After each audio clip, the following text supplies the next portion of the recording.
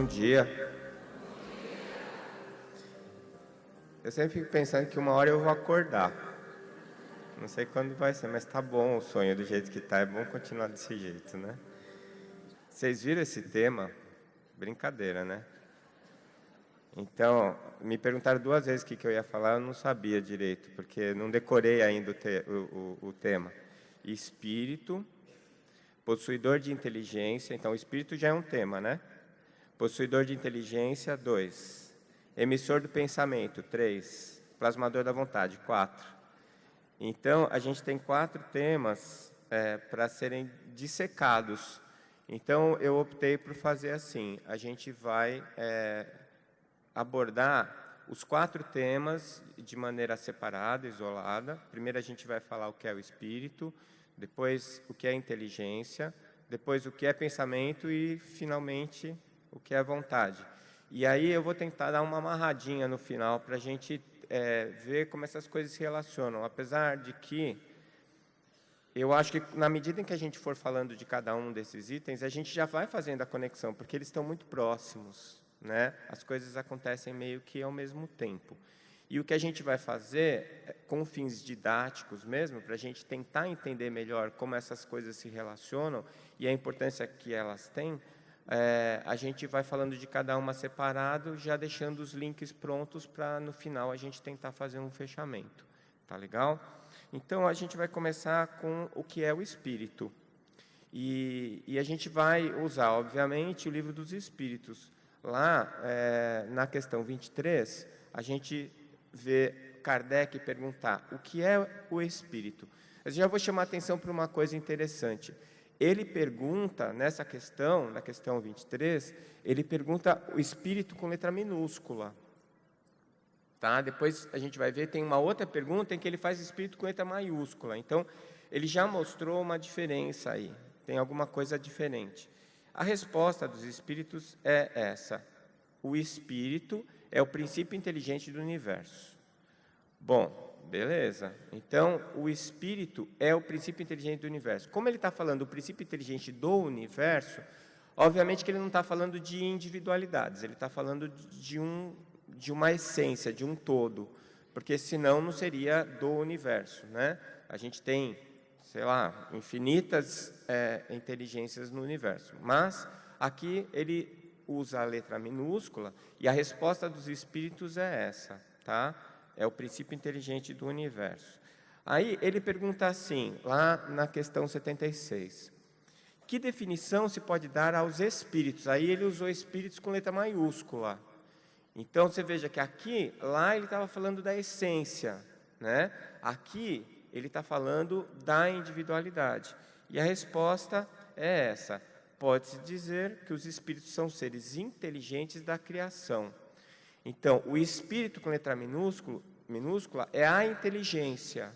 E o espírito com letra maiúscula é o inteligente, né? É o indivíduo que é inteligente. Portanto, a gente pode dizer que esse espírito com letra maiúscula é a individualização deste princípio básico, que é o princípio inteligente, e que ele chamou de espírito. Beleza? Então, e ele continua dizendo que povoam o universo fora do mundo material. Bom, aí ele está introduzindo um outro conceito. Porque fora do mundo material, eu tenho uma certa dificuldade aqui, porque a gente estudando a doutrina, a gente sabe que o desencarnado, o espírito desencarnado, ele tem perispírito. E perispírito é matéria. É matéria quintessenciada, fluídica, né? Mas é matéria.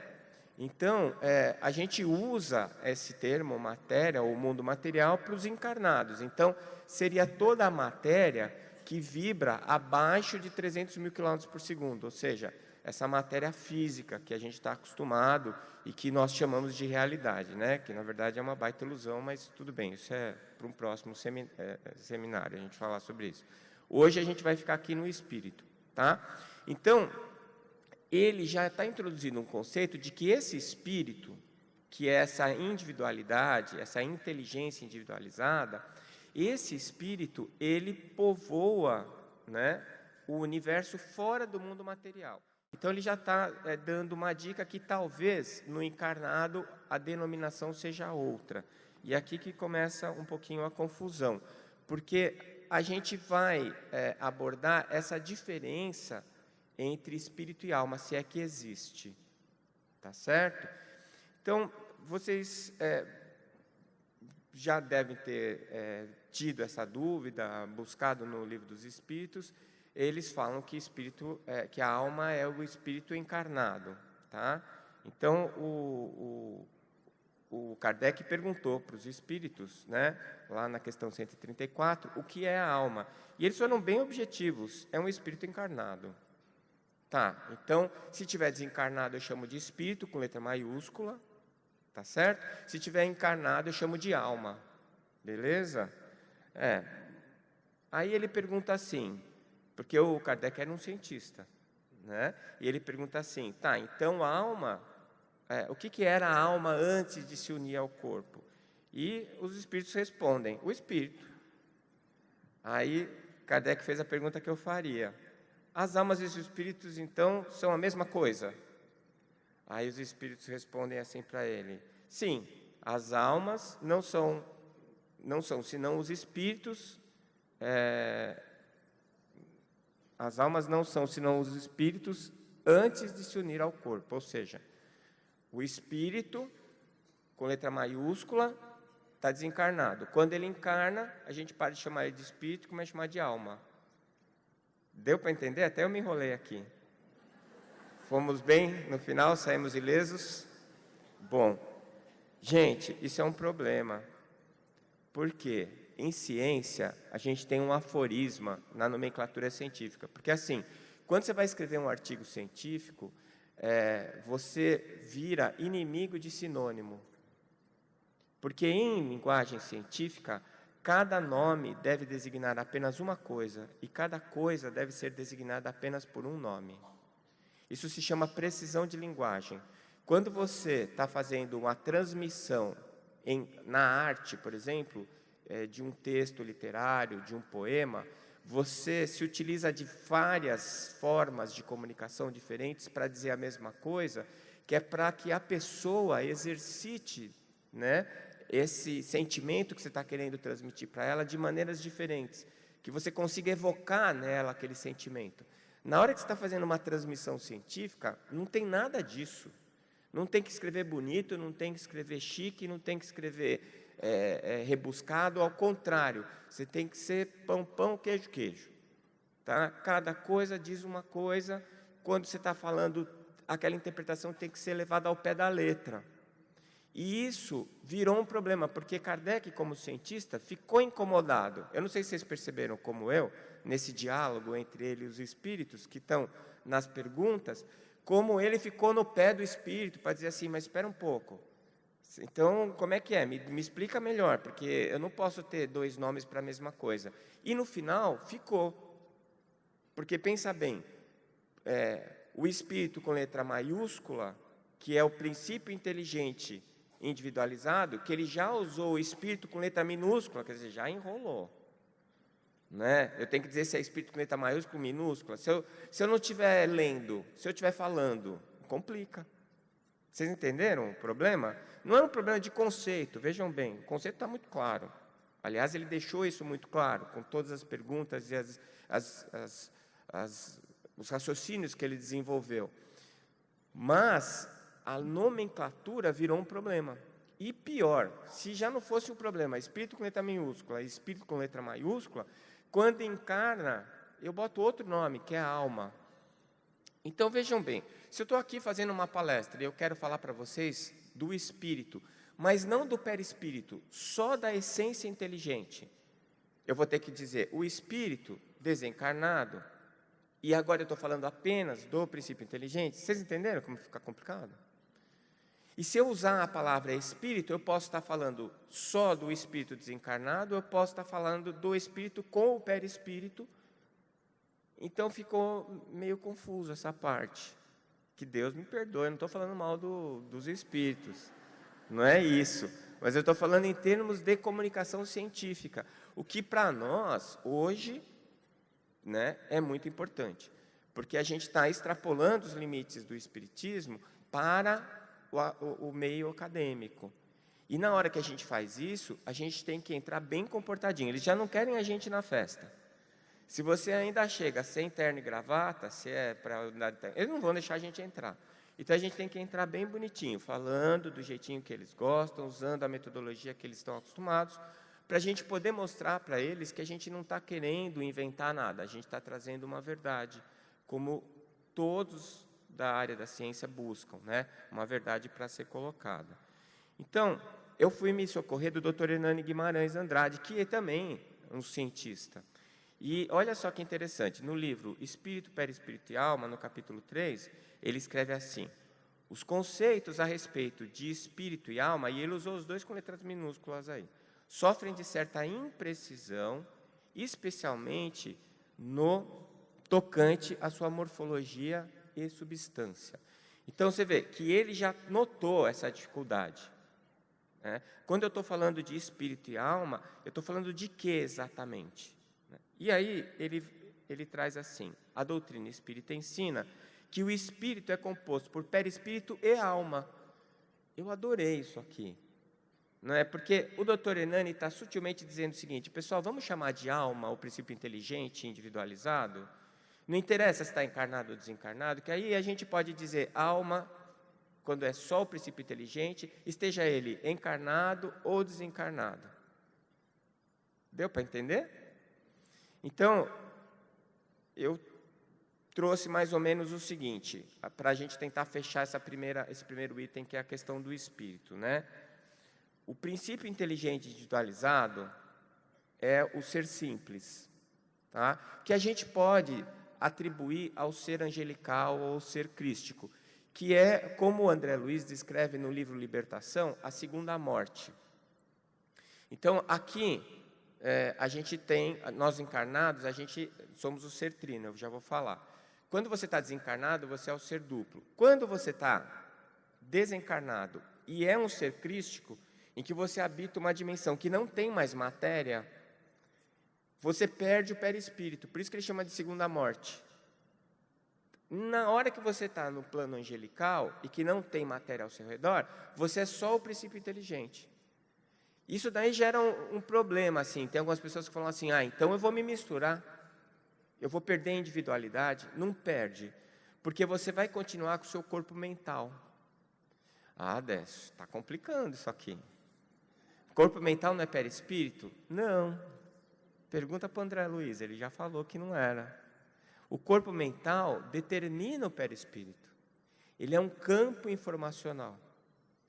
Então, mesmo que você esteja num plano crístico e não tenha mais matéria para organizar um perispírito, você continua em individualidade, porque você é individualizado pelo seu corpo mental, que é emanado pelo seu princípio inteligente individualizado, ou seja, alma. Então, mesmo que você esteja desencarnado e já seja parceirão de Jesus, você esteja lá ajudando ele nas tarefas diárias do planeta Terra, você ainda vai ter alma, mas você não vai ter perispírito. Então, você vai ser um ser simples, tá? Jesus é assim. Mas quando ele encarnou? Pois é. Pensa como esse cara gosta da gente, porque ele foi descendo os planos, as dimensões, da dimensão crística, onde ele não tinha mais as amarras da matéria, e ele foi descendo. Na medida em que ele desce, como ele tem corpo mental, ele começa a organizar um perispírito materialmente. E aí ele vem descendo, não só formou um corpo físico, corpo perispirítico, como também ele encarnou, formou um corpo físico. Então, eu fico pensando que é um cara que calça 48, 49, colocou um sapatinho 23 e ficou 33 anos andando com sapato. Não é? Quer dizer, ele estava determinado. Não é? Por quê? Porque é extremamente desconfortável para aquele espírito que atingiu altos níveis de evolução a relação com a matéria. A relação com a matéria ela é fundamental para o aprendizado do espírito. A matéria funciona como um instrumento de relação. E a relação traz a vivência traz o conhecimento, traz o aprendizado. Tá? Então, quando a gente chegar lá, nós vamos chegar, a música garantiu aqui, né? Seremos anjos. Então, quando a gente chegar lá, e se eu tiver errado, vocês me mandam um e-mail avisando. Que eu acho que eu vou estar aqui ainda. Aí, o espírito desencarnado, que é o ser duplo. Aí a gente está falando do princípio inteligente individualizado, que eu posso chamar de alma, aí, com a licença do Dr. Hernani Guimarães, mais o perispírito.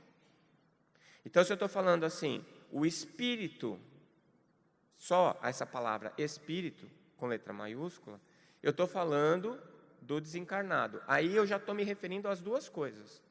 Princípio inteligente individualizado, esse é o perispírito. E o ser trino, que é como nos encontramos nesse instante, né, que seria a alma do encarnado, o princípio, que é o princípio inteligente individualizado, mais o perispírito, mais o corpo físico. E aqui a gente vai ter o duplo etérico. O duplo etérico também fala assim, bom, o duplo etérico é perispírito? Não, também não é. É igual o corpo mental. O corpo mental, ele organiza o perispírito, e o duplo etérico organiza o corpo físico. Por que ele não é perispírito? Porque quando você desencarna, ele vai embora também. Se ele fosse perispírito, ele tinha que ficar. Tá? E ele é feito de matéria de transição, que é o ectoplasma. É uma matéria que é produzida pelo encarnado, na respiração celular, com oxigênio, glicose, nas mitocôndrias das células encarnadas, produz biofótons, esses biofótons se organizam, formam um ectoplasma, que apesar de ter sido produzido por um corpo físico, ele é uma matéria que está na dimensão espiritual, ele é fluídico, quintessenciado. Tá? É por isso que quando um espírito desencarnado quer se manifestar aqui, ele precisa de um médium. Porque ele não tem mitocôndria, ele não tem acesso ao oxigênio e à glicose para produzir o biofóton. E sem o ectoplasma, que é a matéria de transição, lá desencarnado, ele não tem como interferir aqui no plano físico. Tá bom? Vocês estão sobrevivendo? Está todo mundo bem aí? Se qualquer coisa, levanta a mão, tá bom? A gente reza depois. Então, é isso. Portanto, eu vou ficar com essa visão aqui, vou pedir essa permissão para vocês. No meu livro, eu determinei a palavra, eu usei o mesmo critério do Dr. Hernani e determinei a palavra alma toda vez que eu quiser falar de princípio inteligente individualizado. Só que no final dá confusão também, porque tem gente que usa de outro jeito. Então, eu acabei ficando assim, princípio inteligente individualizado é princípio inteligente individualizado. Vou ter que falar as 3 palavras toda vez que for falar, enrolando a língua, travando a língua, mas vou falar. Né? E aí o espírito é esse princípio mais o perispírito, e no ser encarnado é este princípio mais o perispírito mais o corpo físico. Tá bom? Se você não entendeu nada, entendeu essa última parte, está limpo. Passou de ano. Tá bom? Beleza.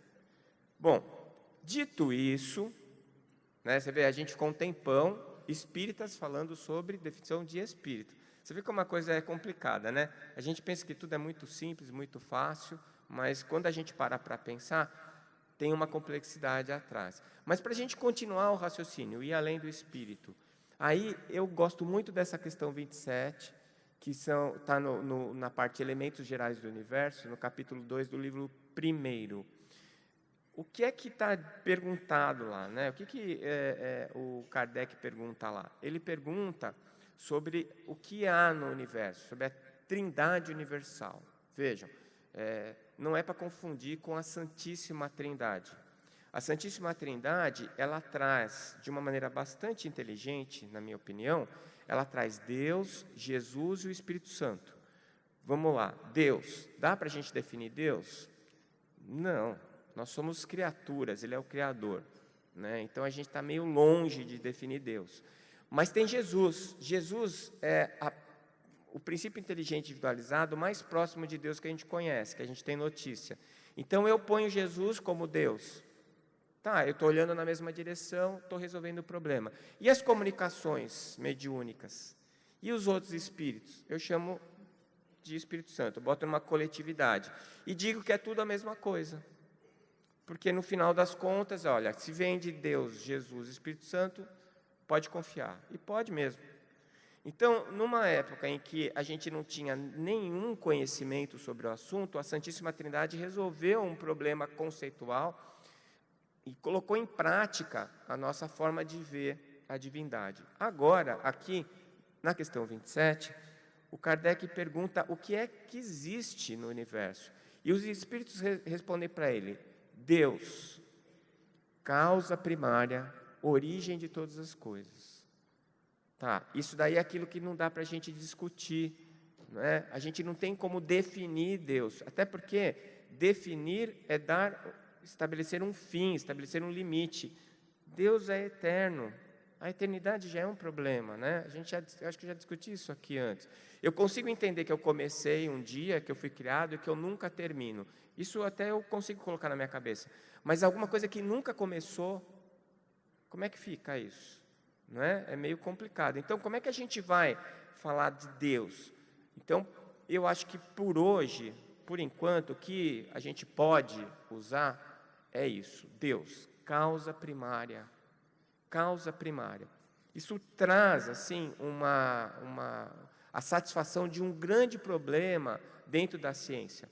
Porque o cientista, toda vez que você ouvir alguém dizer que é da ciência e que acha que alguma coisa apareceu por acaso, você não leva mais em consideração o que ele está falando, porque o cientista, ele não acredita no acaso. Vocês veem, a palavra acaso é sem causa, a é negação, prefixo de negação. Então, acaso é você acreditar que alguma coisa, que nada gerou alguma coisa.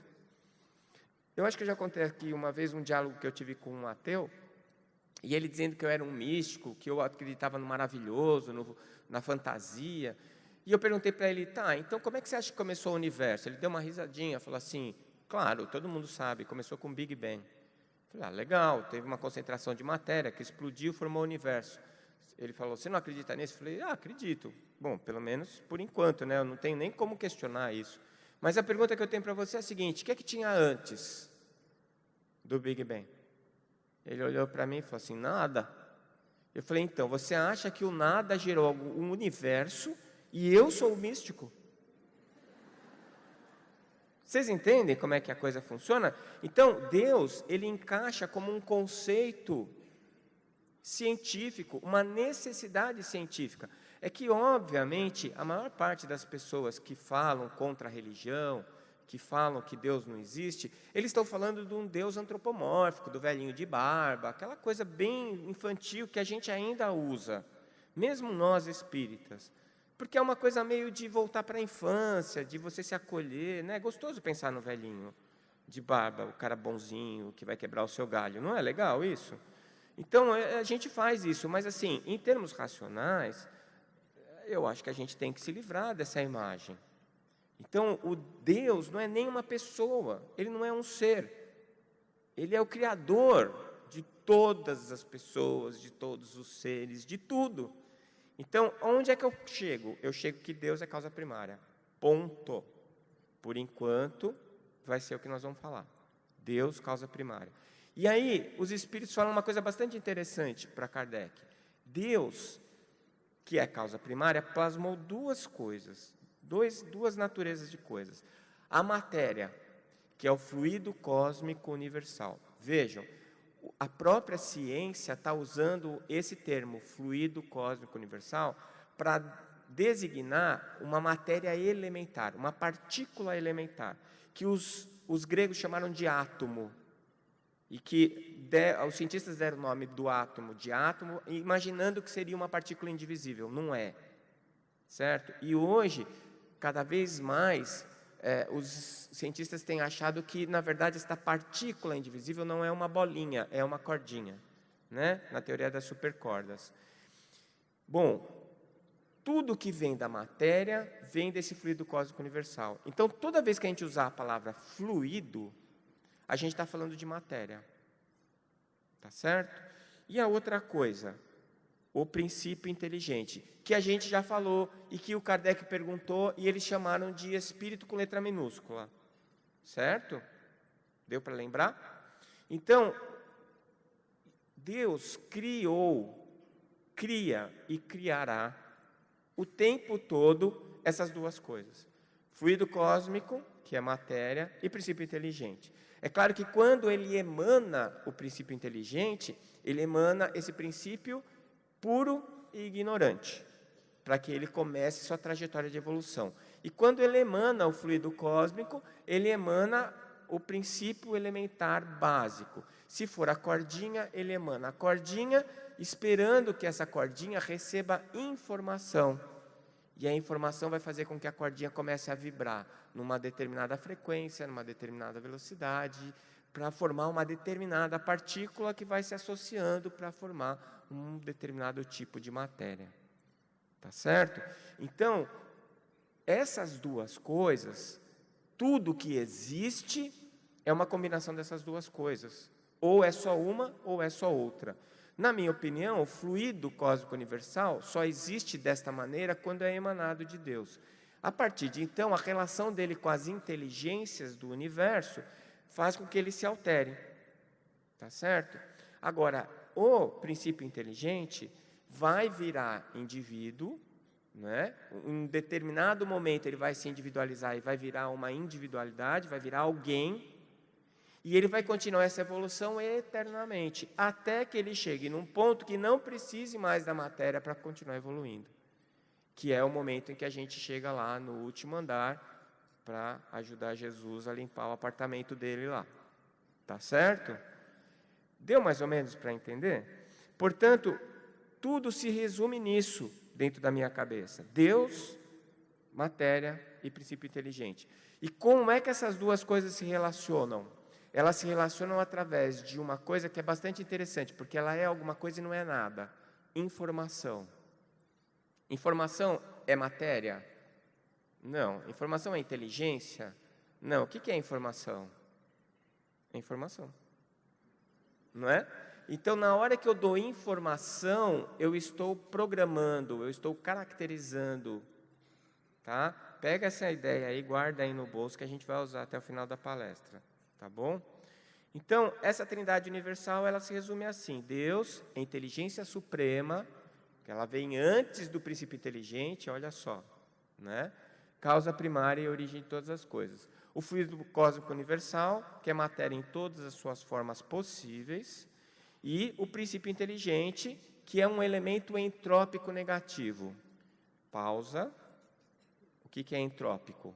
Entropia é o grau de desordem de um sistema. Portanto, um fator entrópico negativo é um fator organizador. Tá? Então, a vida, que é a manifestação da inteligência no planeta, ela é um fator organizador. Tanto que quando você está vivo, o seu organismo funciona muito bem.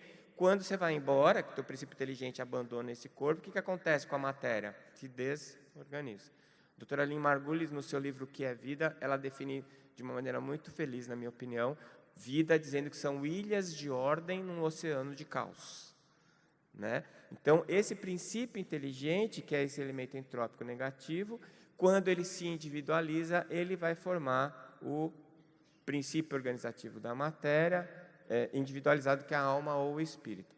Se eu não tiver, aí nós vamos já começar a falar um pouquinho de inteligência. Se eu ainda não tiver uma capacidade mais complexa de análise, de percepção, isso não significa que eu não tenho um princípio inteligente ali. Tá? O primeiro passo é um instinto, nós vamos falar a seguir. Tá bom? Então vejam, a gente já está começando a conectar as coisas, mas eu espero que vocês estejam me acompanhando. Mesmo os que estão desdobrados, eles podem continuar acompanhando isso pelo plano espiritual. Vamos voltar para o Kardec? Ele pergunta assim, agora a gente já falando da inteligência, ele pergunta assim, espírito é sinônimo de inteligência? Espírito com letra minúscula, tá? Espírito é sinônimo de inteligência? E os espíritos respondem para ele assim, a inteligência é atributo essencial do espírito. Ou seja, é a mesma coisa? Não, mas é. Não é? Não é a mesma coisa, mas não existe espírito sem inteligência, não é isso? Porque a essência não é a inteligência, não é isso que caracteriza? Pois então, todavia, como ambos se confundem num princípio comum, para vós são a mesma coisa. Vamos relaxar, então. Se eu estou falando de princípio inteligente, é sinônimo de inteligência, tá bom? O que é que vai mudar? Vai mudar que, assim, eu posso estar falando dele com letra minúscula ou com letra maiúscula. Ele pode ser parte do universo, pode ser parte de um todo, eu posso estar falando de um indivíduo, ou de alguma coisa que já está num processo evolutivo, que traz uma complexidade que eu não vou esperar de uma outra porção desse princípio inteligente, que é menos desenvolvida. Tá certo? Tá difícil hoje, né? Não? Tá dando bem? Eu fico olhando sempre para quem está fazendo assim, que aí eu me incentivo, né? Aquele que abaixa a cabeça assim, eu falo, vai com Deus, meu irmão, né? Esse já eu perdi, já, não tem jeito. Então, aqui é a questão da informação que eu estava falando para vocês, porque nessa questão 27, se você for ler, depois você chegar em casa, dá uma olhadinha nela. Essa primeira parte que eu falei é bem clara, depois ele dá uma enrolada, porque ele fala, apesar disso, da Trindade Universal, tem uma outra coisa, que é, mas não é, e ele fica assim meio em cima do muro. Eu cheguei à conclusão que é informação, essa quarta coisa, porque ela não é uma coisa, mas ela é uma coisa, né? Não tem palavra para a gente definir, mas ela é alguma coisa, ela interfere na matéria. Aliás, é como a inteligência interfere na matéria. Então, é como se, guardadas as proporções, é como se a informação fosse o ectoplasma, sabe? Do desencarnado para atuar no encarnado, para ele fazer essa ligação, ele precisa do ectoplasma. A informação seria mais ou menos isso. Tá? Seria mais ou menos isso. Hoje em dia é mais fácil a gente entender isso, porque se você pega um computador, né, os dois computadores iguaizinhos, mesmo modelo, capacidade, tudo igual. E aí você abre um, aparece uma coisa, você abre outro, aparece outra coisa. Em um você consegue fazer determinadas tarefas que em outro você não consegue fazer. Qual a diferença entre eles? Os programas. O que é um programa? É algo que foi programado. O que é aquilo? Informação. Tá certo? Informação. Que é uma coisa que hoje a gente está cercado. Então, a gente estava conversando outro dia, quando eu fiz faculdade, não faz tanto tempo assim, para a gente estudar, era complicado. Porque os livros de medicina em português, eles tinham uma defasagem de 4, 5 anos.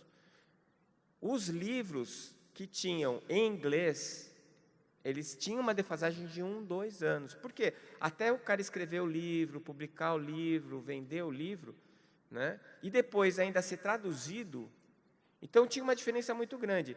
O meio termo era espanhol, que não era tão defasado como em português, mas também não era tão novo como em inglês. E aí a gente comprava livro em espanhol. Era o único jeito de ter informação. Hoje em dia é só puxar o celular. E a informação é automática, é instantânea, né? Os livros mesmo são digitais, por quê? Porque muda a informação e eles vão mudando rapidamente. Então, hoje, o problema não é mais pegar a informação, o problema é como usá-la. Como é que a gente usa? O que a gente faz com aquela informação? Tá certo? Então, é como se a informação ela fosse o conhecimento, a cultura, né? E o jeito de usar a informação é a sabedoria. Então, hoje, como eu não preciso dar informação para os meus alunos, eu preciso ensiná-los a buscar a informação certa e depois ensiná-los a usar essa informação de maneira que seja útil para ele e para os pacientes dele. Isso que acontece com todos nós. Então, quando você vai abrir o seu Facebook, qualquer coisa que está escrita você acha que é verdade porque está no Facebook, deixa eu te avisar. Não é assim. Né? O Descartes avisou isso, ele falou assim, um dos 4 passos básicos do método cartesiano é verificar a fonte e a fidedignidade da informação. Isso nunca foi tão verdade. Né? Então, desconfie de tudo mesmo, antes de você afirmar que aquilo é uma verdade. Tá bom? Então, a informação é uma coisa muito séria. E aí a gente desemboca no conceito de inteligência. O que é inteligência? O Kardec perguntou, os espíritos já tinham respondido que é atributo fundamental do espírito. Tá, mas o que é esse atributo fundamental do espírito? Eu fui buscar a definição no dicionário, e lá está escrito assim, que inteligência Pode ser definida? Pode ser, porque tem vários tipos de definição. Pode ser definida como a capacidade mental. Olha, toda vez que você ouve essa palavra mental no meio acadêmico, você pode até fazer associação com o espírito, tá? Porque a definição de mente e consciência deles é bizarra. Eles não conseguem a definição. David Calmer já mostrou isso, levantou 20 mil artigos e não conseguiu definir mente. 20 mil artigos que tentavam definir mente. Por que que eles não conseguem? Porque eles tentam reduzir tudo à matéria. Eles tentam uma definição dentro de limites estreitos que são extrapolados pelo espírito. Tá bom? Então, a inteligência é a capacidade mental ou do espírito de raciocinar, planejar, resolver problemas, abstrair ideias, compreender ideias e linguagens e aprender. Tá certo? Tudo isso são atributos, né, são características do que a gente chama de inteligência. E o instinto? Ele independe da inteligência? Kardec perguntou lá na questão 73. E aí os espíritos respondem, não, precisamente porque é um tipo de inteligência. O instinto é uma inteligência não racional. Ou seja, é o seu núcleo básico. Quando a individualização do princípio inteligente, eu imagino assim, tá? E eu estava lendo A Memória e o Tempo, do Hermínio Miranda, ele também coloca dessa maneira, eu fiquei bem contente de encontrar isso lá. Esse núcleo psíquico, dessa individualidade que se forma, ele é composto por instinto, que é inteligência, mas é uma inteligência rudimentar, vamos colocar assim, tá? É uma inteligência básica, é uma inteligência pré-programada. Não é uma coisa que vai ser pensada, raciocinada, discutida, ela é simplesmente uma consequência, tá certo? É como o arco reflexo. Você sabe o que é arco reflexo? Você está andando pela praia, aí você pisa num caco de vidro, na hora que o caco de vidro entra no seu pé e provoca uma lesão na sua pele, isso gera dor, né? Por estímulo dos receptores que estão lá no seu pé. Esses estímulos geram um potencial de ação, uma onda neural, elétrica, que sai lá do seu pé e vem para a sua medula espinhal. Antes de subir a informação para o seu córtex, para você falar assim, puxa, pisei em alguma coisa, nossa, deve ser um caco de vidro, vou falar o palavrão. Né? Antes de acontecer tudo isso, você já tirou o pé. Quem mandou você tirar o pé? A medula. A medula faz assim, estímulo doloroso, movimento de afastamento do estímulo doloroso. Isso é automático. Pode-se dizer que é uma inteligência? É uma programação. E é automática, portanto é instintivo. Você tira o pé instintivamente antes de tomar consciência do que está realmente acontecendo.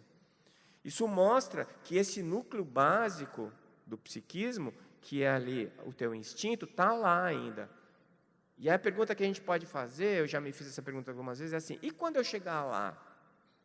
Quando eu estiver lá no mundo crístico, na dimensão crística, será que o meu instinto vai estar no mesmo lugar? Eu acho que sim. Pensando como você imagina um prédio sendo construído. Quando o prédio começou a ser construído, você construiu o primeiro andar. Para você construir o primeiro andar, você tem que fazer o chão. Para você fazer o chão do primeiro andar, você botou um tijolinho lá. Você já está no 29º andar. Cadê o chão do tijolinho do primeiro andar? Está lá. Fazendo o quê? O que ele sempre fez. Né? Só que agora tem tanta coisa em cima que ninguém para pensar no tijolinho. O que eu imagino é isso, quando o nosso espírito chegar num nível de consciência, de desenvolvimento pleno, angelical, aquele instinto, apesar de estar lá, ele não vai ser perceptível. Por quê? Porque ele é plenamente atendido pela inteligência que se desenvolveu em cima dele. E ele não vai ser mais necessário nem percebido. Tá? Hoje, nós, em relação aos animais, o nosso instinto aparece menos que o deles, mas aparece também. Não é só alguém furar uma fila na sua frente, o teu instinto já aflorou, você já, né, vira bicho. Não é assim que a gente fala? Vira bicho. Por quê? Porque você desce o andar da casa mental, você vai lá para o porão e bota para quebrar. Não é assim? Aí depois você fala, não, não posso, eu sou cristão. Aí pede desculpa, mas já xingou, tirou o cara um tapa da filha e assim por diante. Tá certo? Então, o instinto é essa inteligência rudimentar, tá?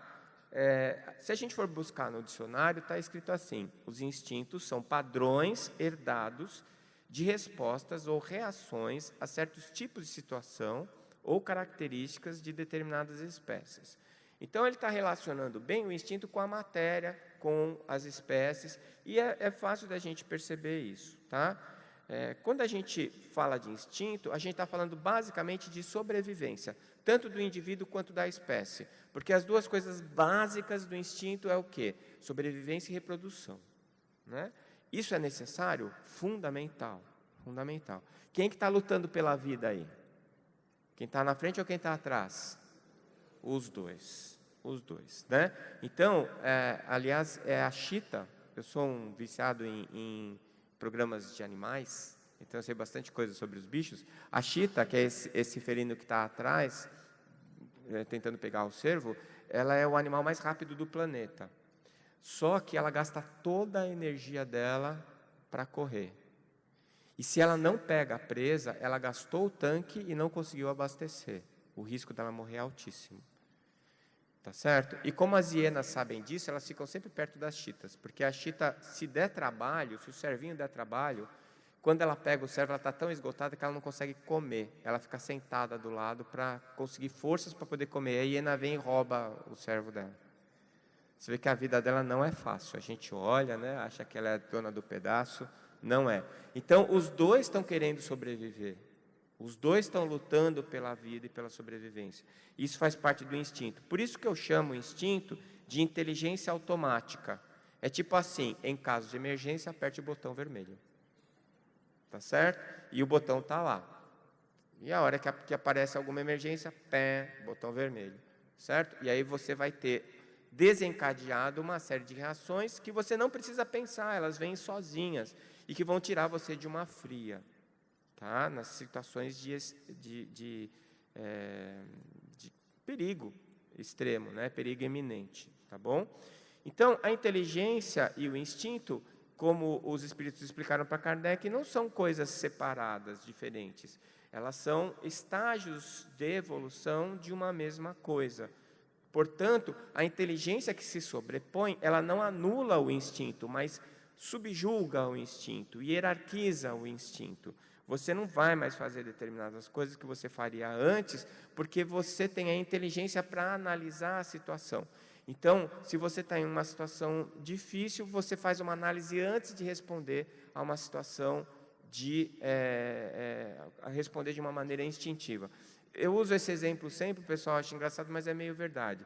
Se você está no teu emprego e o teu chefe é um chato, e ele vai lá e te ofende, e você tem vontade de pular no pescoço dele e apertar até ele ficar roxinho. Aí, na hora que você vai fazer isso, você pensa, não posso, porque aí eu vou ser demitido, eu vou preso, eu vou perder o emprego, eu preciso do salário e assim por diante. Aí você faz uma análise, você fica morrendo de raiva, tem uma úlcera, mas você não faz nada, você dá um sorriso e fala, tá bom, chefe, eu vou fazer desse jeito que você está pedindo. Aí você sai de lá, vai buscar outro emprego, você fala, não aguento mais, cara. Aí você vai, planeja, consegue outro emprego, ganhando melhor, o teu chefe agora é super legal, você vai lá e esgana o outro chefe. Então você fez um pensamento, você não agiu instintivamente, você planejou, você fez toda uma análise da situação para tentar otimizar os resultados daquilo que está acontecendo com você. Então o instinto você teve, não é?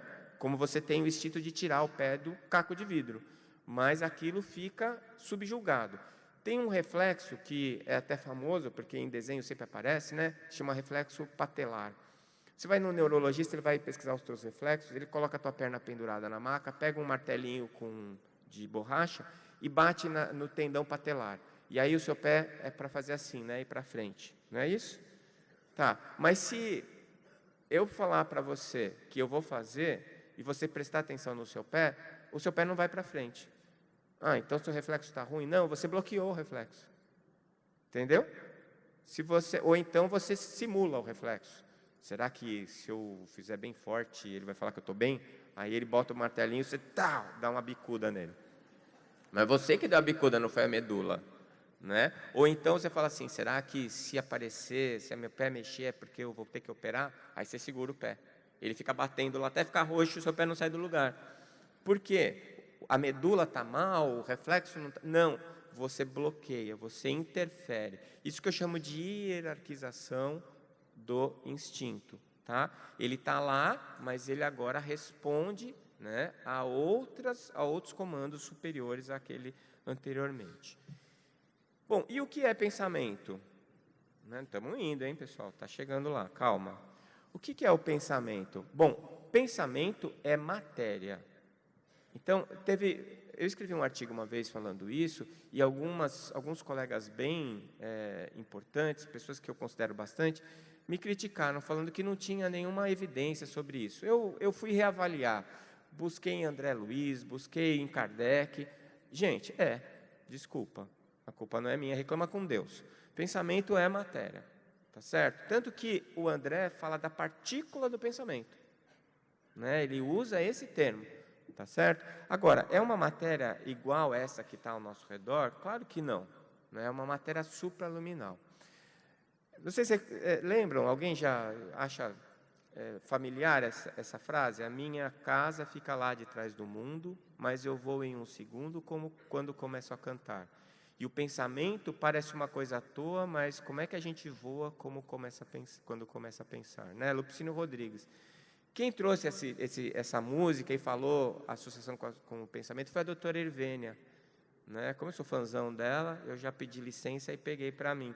Porque ela diz assim, que os poetas dizem com beleza as verdades que a ciência vai descobrir no futuro. E é bem isso mesmo. Né? Quer dizer, o pensamento é uma matéria, mas que caminha a uma velocidade acima da velocidade da luz, é quase que instantâneo, né? E o Lupicínio Rodrigues já tinha percebido isso. Então, o que seria especificamente o pensamento? Uma matéria sutil ou fluídica, emanada do espírito, letra maiúscula, para veicular as ideias ou sentimentos geradas no princípio inteligente individualizado. Tá certo? Vocês veem que eu usei aqui a palavra espírito com letra maiúscula e falei de princípio inteligente individualizado. Sabe por quê? Quem faz com que o pensamento apareça é o princípio inteligente individualizado. Porque é a inteligência, ela é que gera o sentimento ou a ideia. Mas a matéria que vai ser animada para virar um pensamento e ser emitida está no perispírito, portanto, espírito. Tá bom? Aí você vai falar assim para mim, então, quando eu estiver lá junto de Jesus, que eu não tiver mais perispírito, eu não penso mais. Pensa. Mas quando você emite esse pensamento na direção dos planos inferiores, quando esta força, quando esta informação atinge os planos inferiores, vai animar a matéria para gerar o pensamento. Não tem pensamento sem matéria, como não tem luz sem matéria, quando não tem som sem matéria. Né? O som, ele não se propaga no vácuo. Por quê? O som é a vibração do ar. Não é assim? O pensamento é a mesma coisa. Eu preciso de matéria, só que é uma matéria não densa, não uma matéria sólida, né? Abaixo da velocidade da luz. Tem que ser uma matéria supraluminal. Tá? E é aí que a gente imagina que as coisas acontecem. E funciona mais ou menos como as ondas eletromagnéticas que trazem as imagens e o som da TV ou do rádio. Então, assim, ninguém está vendo a Globo aqui, o sinal da Globo. Mas se eu pegar uma TV que tenha um sintonizador e eu consiga ajustar na frequência de onda que está trazendo o sinal da Globo, eu vou, usando um aparelho de TV, decodificar as informações que estão naquela onda eletromagnética e vai aparecer a imagem na minha tela. Tá certo? É mais ou menos a mesma coisa. Quer dizer, no momento em que eu tenho uma ideia ou um sentimento, isso move a matéria do meu perispírito. E essa matéria instruída, que recebeu a informação pertinente ao que eu senti ou à ideia que eu tive, ela é emitida. E ao mesmo momento em que eu emito esse pensamento para o espaço, para o éter, ele fica condensado na minha atmosfera psíquica, que a gente chama de aura. Então, a minha aura é exatamente aquilo que eu penso. Todo pensamento que eu emito fica uma amostra grátis na minha aura. E ela vai ficar ali, saneando ou desequilibrando a minha psique. Por quê? Porque ela fica reverberando na minha atmosfera psíquica. O André Luiz chamou isso de larvas mentais. Então, se você é aquele cara, ó dia, ó azar, ó mês, ó ano, né? Não vai dar certo, o mundo vai acabar, tudo é uma droga. Né? O que isso está gerando? Gera um pensamento que depois, quando você quiser sair disso, ele te retroalimenta. Você volta a pensar naquilo, mesmo que inicialmente você não esteja com a intenção de fazer. E o inverso é verdadeiro, essa é a boa notícia. Se você fica, não, que dia lindo, nossa, o mar, que maravilha, eu adoro ver o mar. Toda vez que eu olho o mar, eu fico emocionado. Isso gera a mesma coisa, um repetidor na minha psicosfera, que vai fazer com que eu me sinta bem, que vai me trazer bem-estar. Então, se você é um pessimista, você vai ser infeliz por opção, é escolha. Se você é um otimista, você vai ser feliz por opção também. Né? Eu tenho uma parente que eu achei engraçado, uma vez ela falou assim, eu detesto aquela menina que trabalha comigo, eu não suporto ela, eu já fico esperando a hora que ela vai entrar, porque já dá até dor de estômago. Eu falei, por quê? Ela é muito chata. Não, é feliz. Ela está sempre de bom humor, quem é que acorda de bom humor? Pô, coitada, quem está doente é ela, não é a menina que está bem, né? Está feliz, deve estar nem aí para o mau humor dela. Né? Então, você veja como é engraçado, porque a gente não consegue ver a coisa de outro jeito. Como a aura é a tua psicosfera, é o que você vê imediatamente perto de você. Só que é o que você criou que você vê, não é o que é. Né?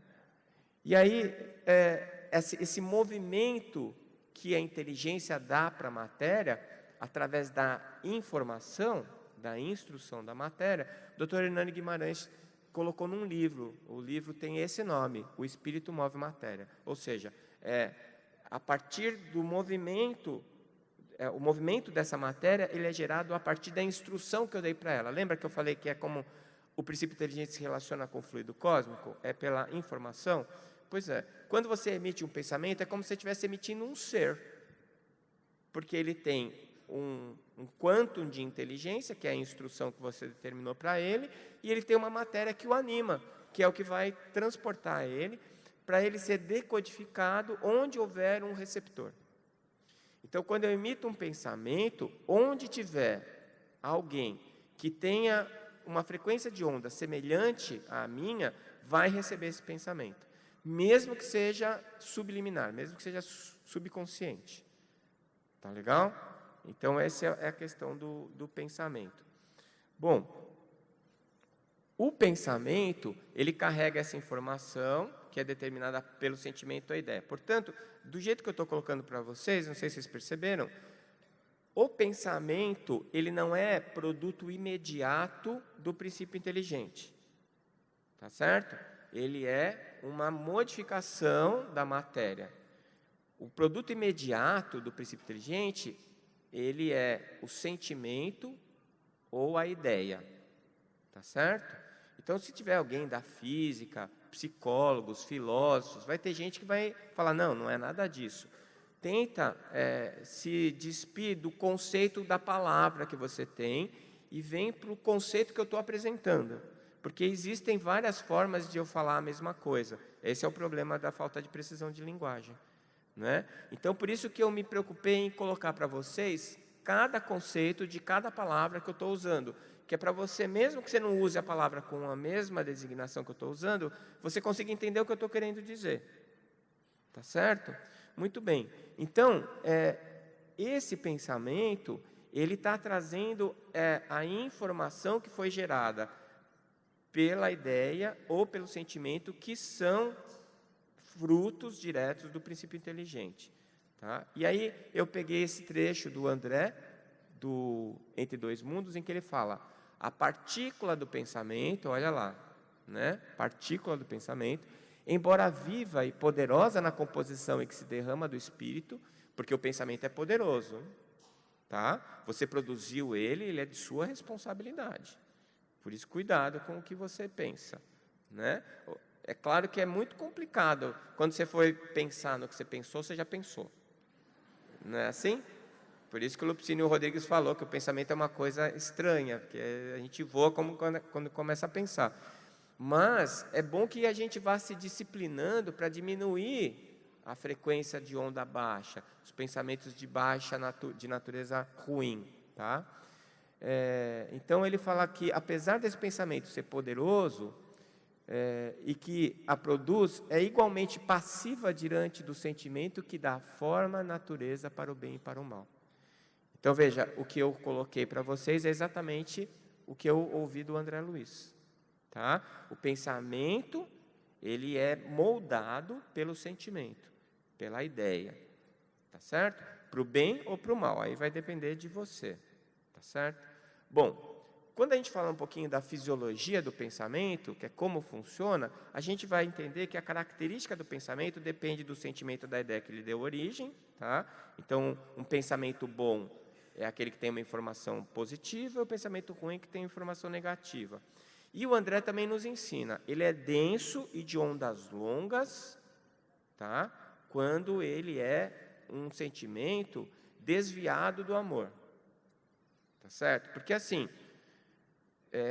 acho que já falei isso aqui, Deus não criou o mal. Né? Deus criou tudo. Pois é, então o mal não existe. O mal é a ausência do bem. Tá certo? Ele não ia criar o mal. Ele só criou tudo que é positivo e harmonioso. A ausência desse bem é que nós chamamos de mal. O efeito da ausência nós percebemos como mal. Tá certo? Então, quando eu estou com um sentimento ou uma ideia que está desviada da criação, ela é emitida através de um pensamento de ondas longas.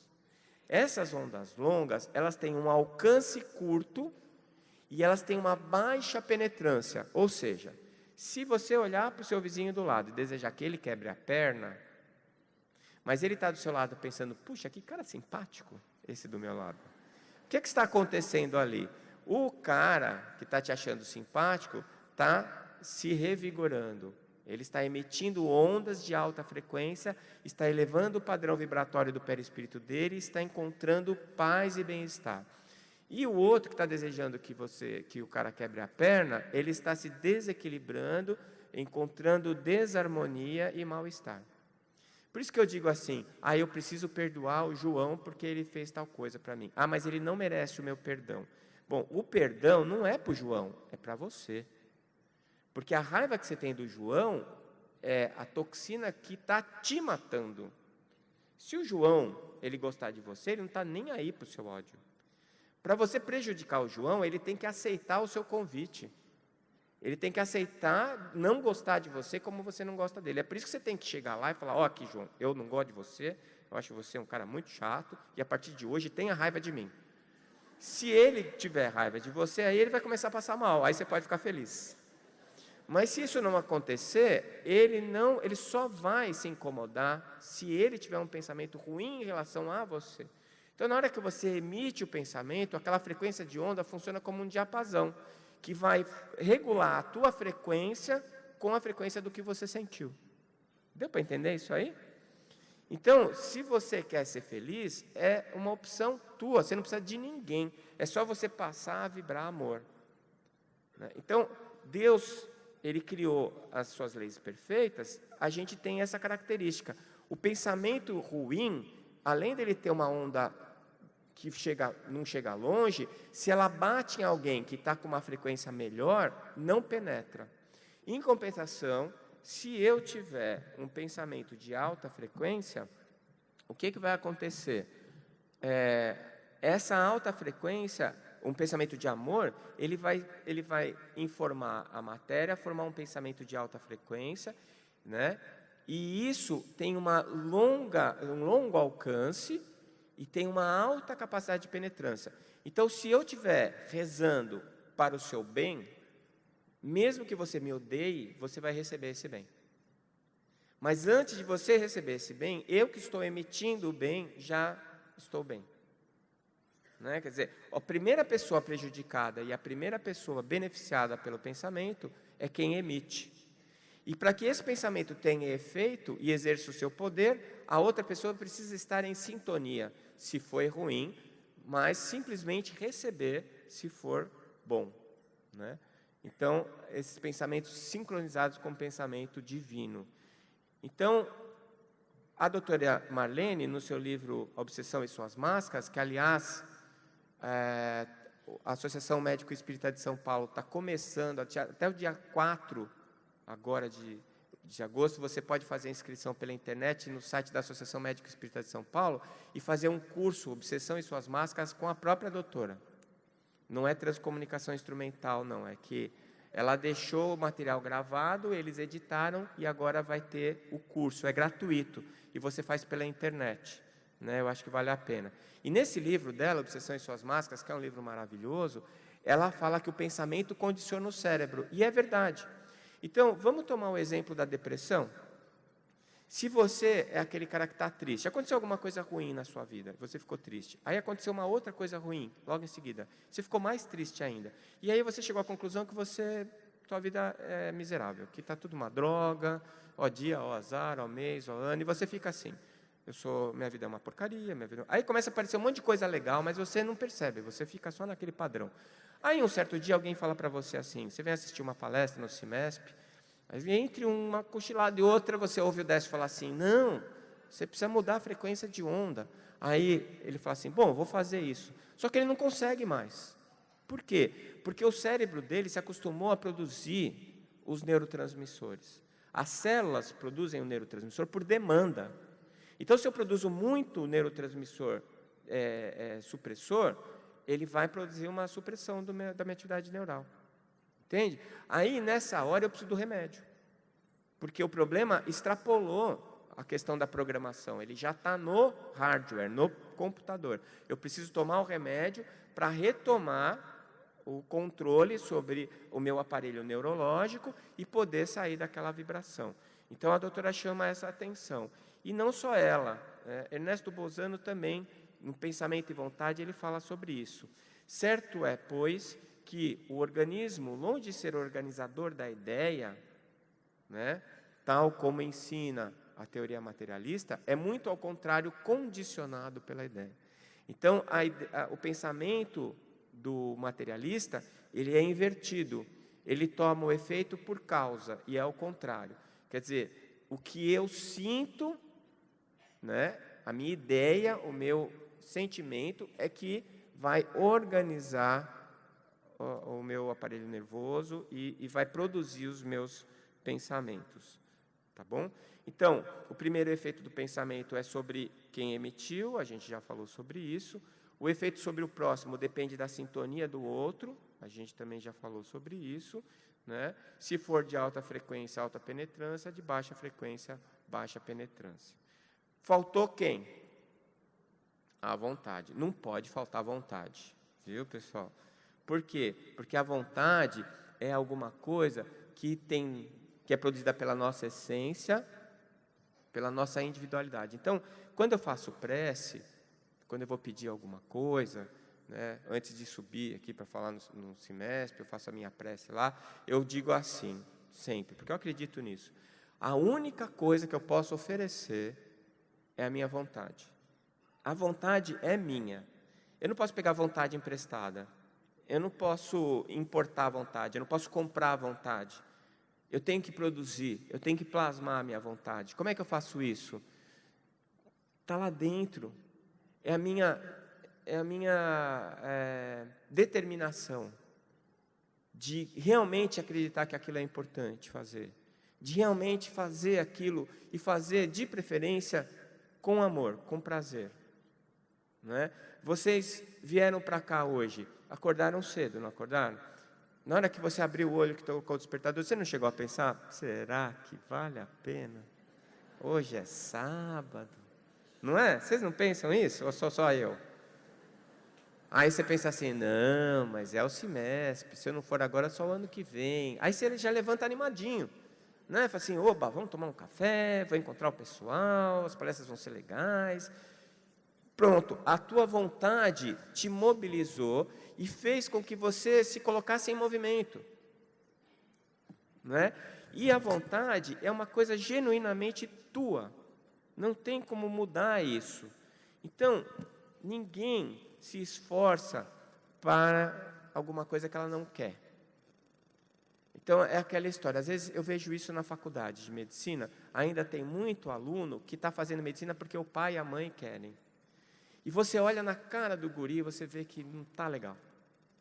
Não é? Você olha para ele, ele está ali se esforçando, mas ele não tem vontade.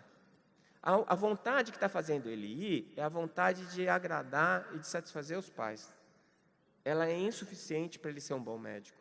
Ele precisa realmente querer aquilo para ele. Isso vale para todo mundo, em todas as nossas áreas. Se você realmente não está imbuído, não está acreditando que aquilo realmente é importante, vale a pena, você não consegue sair do lugar. E se você sair, vai ser pelo motivo errado. Se sair do lugar é pelo motivo errado. Tá certo? Então, é muito importante que a gente analise isso, porque a vontade é a única coisa que a gente tem para oferecer. Assim, puxa, mas você estudou para falar essas coisas, você buscou os livros. Mas para eu buscar, eu precisei ter vontade. Não é? E mais, para eu entender o que eles estavam dizendo quando eu estava lendo, eu precisei ter vontade. Então, em última análise, o que eu estou trazendo para vocês, de conhecimento, nada é meu, não sei se vocês perceberam, não tem nada meu aí. A única coisa que tem minha aqui é a vontade. A vontade de aprender, a vontade de comunicar, a vontade de trazer para vocês isso que eu estou trazendo. E a vontade de que seja útil para vocês, o desejo de que isso traga alguma coisa de produtivo, de útil para vocês. Então, o objetivo demanda a vontade. Não é? Não pode ser emprestada, mas pode ser evocada. Eu posso te convidar, eu posso te mostrar como eu fico feliz. E isso gerar em você a sua vontade, não é mais a minha. Tá certo? Então, eu não posso impor. Né? E se eu tentar fazer isso, eu vou gerar dor. Tá? Dor e sofrimento. Agora, também não dá para ignorar. Né? Não dá para ignorar. Você está com aquela vontade de comer uma pizza. Dá para ignorar? Não. Você fica cantando, pega o evangelho, mas você já começa a sentir gosto de pizza, cheiro de pizza. Não dá para ignorar. Você pode enfrentar, você pode combater, mas vontade é vontade. Então, o que a gente precisa fazer é direcionar nossa vontade para a coisa certa, para uma coisa produtiva. E aí entra o conhecimento. Tá? Agora, cada um de nós tem um perfil específico, como se fosse, né, a sua impressão digital. A vontade é o que mobiliza o espírito, é assim que eu concluo. E só depende do espírito, por isso em letra maiúscula. Portanto, a vontade é o combustível da alma. Eu posso ter uma Ferrari maravilhosa, novinha, se não tiver combustível, não sai da garagem. Tá certo? É fundamental. Então, concluindo, para tentar fechar o nosso título. Espírito, possuidor de inteligência. Sim, ele é inteligência, a gente pode concluir assim. Né? Emissor do pensamento. Sim, gerado por suas ideias e sentimentos. Plasmador da vontade. Combustível que vem da sua essência para mobilizar o seu espírito. Então, foi 1h10, um monte de coisa que eu falei, para chegar nessa conclusão de um slide. Estou feliz. Quando a gente consegue concluir um slide, é que deu certo. Obrigado.